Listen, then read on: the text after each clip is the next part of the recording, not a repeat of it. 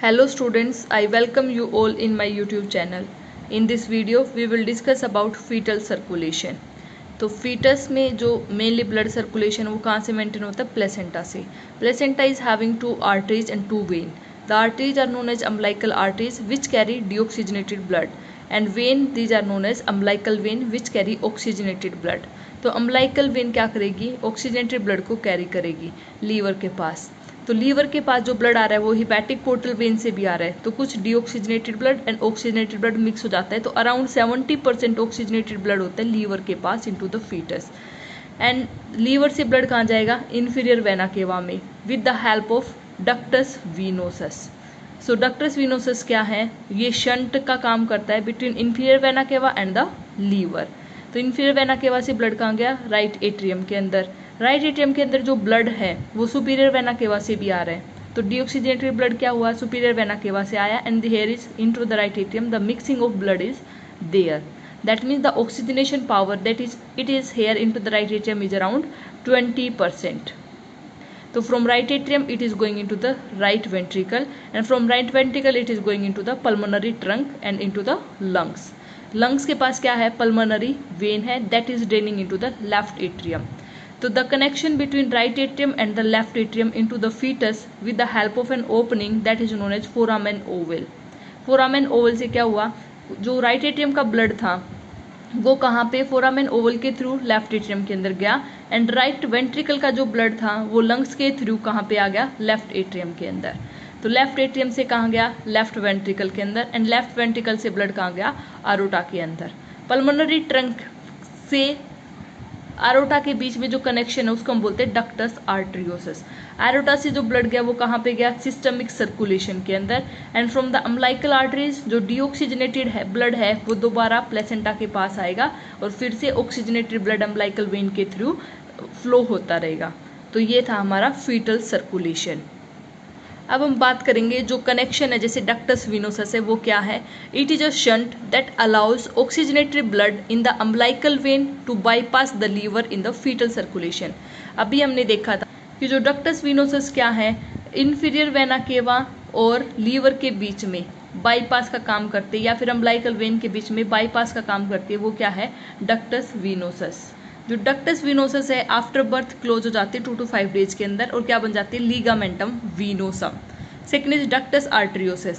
हमने देखा था कि पल्मोनरी आर्टरी और आरोटा के बीच में हेयर पल्मोनरी ट्रंक और आरोटा के बीच में जो कनेक्शन था वो क्या है? Ductus arteriosus. तो डेफिनेशन क्या हुई डक्टस आर्टरियोसिस की? A normal blood vessel that connects to major artery aorta and pulmonary artery that carry blood away from the heart.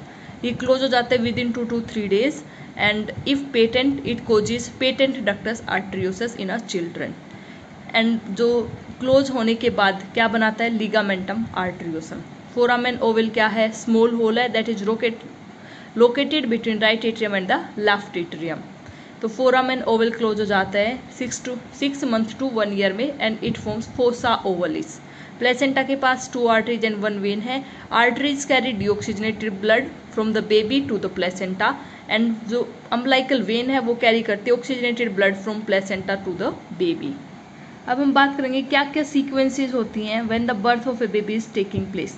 तो as the umbilical cord is clamped, तो clamping की वजह से क्या होगा? Interruption into the umbilical cord. It will lead to physiological closure of ductus venosus and the umbilical vessels. तो सबसे पहले जो फिजियोलॉजिकल क्लोजर होता है किसका? डक्टस वीनोसस का. तो फिजियोलॉजिकल क्लोजर की वजह से decrease pulmonary resistance and increase systemic resistance. It will lead to functional closure of ductus arteriosus. Physiological closure होगा डक्टस वीनोसस का. उसके बाद फंक्शनल क्लोजर किसका होगा? डक्टस आर्टरियोस का 10 से 15 घंटे के अंदर. उसके बाद एनाटोमिकल क्लोजर हो जाता है डक्टस आर्टरियोस का by 2 to 3 week. After then anatomical closure होता है ductus venosus and the umbilical vein by 2 to 3 month. After then functional closure of foramen ovale by 3 month and after anatomical closure of foramen oval by 6 month. So these are the sequences of postnatal event. तो सबसे पहले physiological closure किसका होता है? Ductus venosus का. After then functional closure होता है ductus arteriosus का. देन डक्टस आर्टरियोसस का एनाटोमिकल क्लोजर होता है. उसके बाद एनाटोमिकल क्लोजर डक्टस वीनोसस और अम्बिलिकल वेन का. फिर फंक्शनल क्लोजर होता है फोरामेन ओवल का and after then anatomical closure किसका होता है? फोरामेन ओवल का. अब हम बात करेंगे फीटल सर्कुलेशन के अंदर, जैसे सीक्वेंसेज हुई तो ये अम्बिलिकल वेन है वो क्या बन जाती है, फोरामेन ओवल क्या बन जाता है। तो लेफ्ट अम्बिलिकल वेन क्या फॉर्म करते हैं, ligamentum teres. Foramen ovale form करता है fossa ovalis. Ductus arteriosus form करते हैं ligamentum arteriosum. Ductus venosus form करते हैं ligamentum venosum. And umbilical artery form करते हैं मीडियल अम्बिलिकल लिगामेंट। तो ये तो था हमारा फीटल सर्कुलेशन।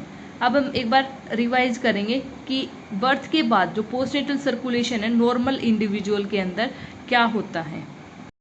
तो पोस्टनेटल सर्कुलेशन क्या हो जाता है, normal circulation in an individual. Superior vena केवा और इन्फीरियर वेना केवा से ब्लड कहाँ पे जाएगा, राइट एट्रियम। राइट एट्रियम से कहाँ पे जाता है, राइट वेंट्रिकल के अंदर with the help of tricuspid वाल। राइट वेंट्रिकल से पल्मोनरी वाल के थ्रू पल्मोनरी आर्टरी के अंदर, फिर जाएगा लंग्स के अंदर जहाँ पे ब्लड का प्योरिफिकेशन होगा। तो ऑक्सीजनेटेड ब्लड लेफ्ट एट्रियम से कहाँ जाएगा, लेफ्ट वेंट्रिकल के अंदर with the help of mitral valve. Then goes to aorta. Aorta से कहाँ जाएगा, रेस्ट ऑफ द बॉडी के अंदर सर्कुलेटेड होता है ऑक्सीजनेटेड ब्लड।